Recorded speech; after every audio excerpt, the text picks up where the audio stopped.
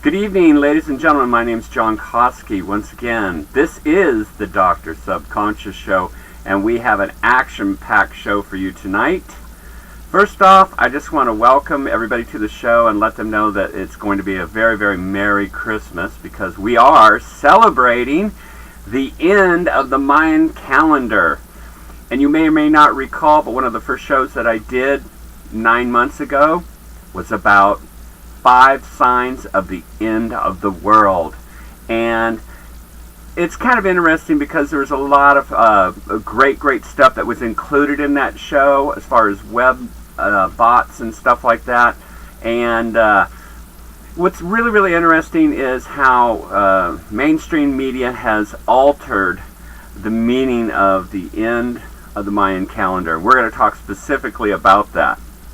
But before we do, I want to talk about my last show and the time span that's happened in between here and there. First off, what happened here in Norco, California, Southern California, i.e. Inland Empire, is we had 10 weeks of extreme heat, and that shut down the computers in the studio here. So that was the beginning of it. The last show that I did was Orgasms and Hypnosis, which has hit over 1,000 views, which for me, that's one of my best, probably twice as good as anything I've done. And I promise I'm going to give a live demo, or at least a demo of how it all works, because that was one of the big requests on the blog. So I will get back to that. In the meantime, some of the other things that are working, we can talk about those. And people are starting to talk about the Dr. Subconscious Show. I hear it a lot, and they also bring up the Koscki Dangerous, which is the band that I belong in, kind of created and write for and sing and perform for, is on its way back. And so those are really good things, and we're going to talk about all of that. But more specifically, let's get into the end of the Mayan calendar and what does it all mean and the effects that it's having on us. Okay, so first off, I wanted to let everybody know that the Mayan calendar is not the end of the world. It is the end of a 2,000-year cycle, which is amazing. Okay, and it can be represented on a sine wave, okay, over 2,000 years ago. All right, so you can kind of see that 2,000 years ago that the world or human consciousness has gone through a tremendous amount of struggle, okay, and we are here, all right, and this center line here is what we call the planetary alignment. And of course that was one of the things I talked about in one of my very first shows. And so you can kind of see this is planetary alignment, the PA line, and that's what you have to have a sine wave. All right, you got to have a place where you can look at it and say, hey, what does all this mean? Okay, so we are now on the upswing of this sine wave. You can kind of see. And what does that mean? That means that we are going to be entering into an era of prosperity. Why did the Mayan calendar run out? Well, you got to remember the Mayans, they were star readers, they were scientists, they were calculators, they were number grabbers. So, you know, how's that going to affect everything? And what does that mean as far as entering into the age of Aquarius? We're going to get into that in just a couple of seconds. Okay, but what I want to talk about right now is how mainstream media has taken the end of the world, or the end of the Mayan calendar, and interpreted it as the end of the world. And it truly is the exact opposite. And there's lots and lots of data on the web and documentaries that I specialize in, and people bringing up scientists that are very aware of what's going on out there. It is true that the mystics do say that human consciousness on the planet Earth has a long way to go. If you look at it K through 12, as far as human consciousness and how we relate to, let's say, our creator, we're still in preschool. We got a long way to go. But entering into the age of Aquarius is fascinating and great and very fortunate. Okay. Mayan calendar and predictions of the end of the world. Is the world going to end? You bet it's going to end. Everything does. Within our lifetime? No. It's just not there.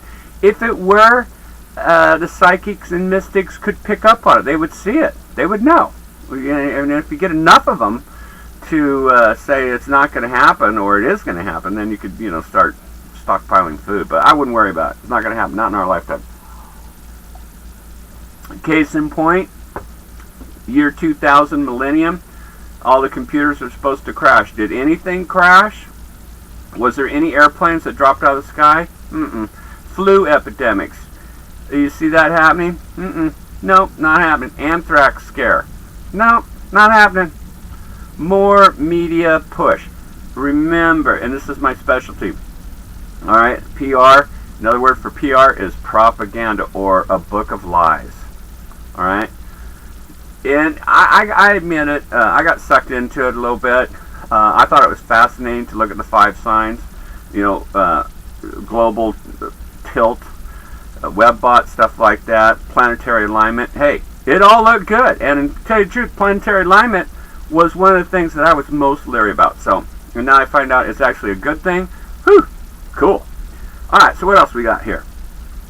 When we start talking about the sine wave, what's going on here? We're entering into prosperity. So what happened over here? This is war, famine, all the negative stuff that happens to the human consciousness.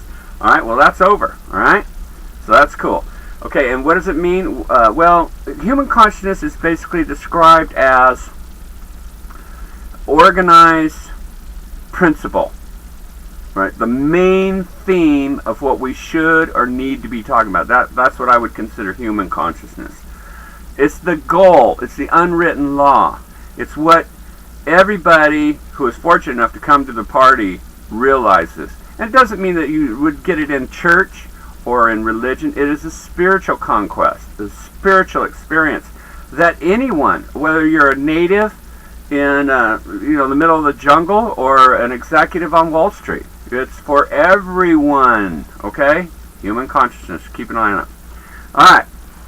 So, Age of Aquarius. Boom. Why is that negative? And I came across the Age of Aquarius years and years ago on my research. I'm constantly doing research, writing books, coming across stuff. I'm always in search of. In fact, the 2 years, or at least the last 12 months that I've been living in Norco, that's all I've done. I've had tons and tons of free time with a bad economy, and I have spent so much time doing documentary research and the use of YouTube. It's been brilliant, been great, fascinating, fortunate. Alright, so all that's cool. So, but unfortunately, some of the things I've come across is the Age of Aquarius means that the idealists will be in charge, and that is not good. Here in America, the United States, we constantly separate church from state. And it's really, really important because not everybody's into church, and not all churches are the same. So, are we ever going to get there? I don't think so. It's just not.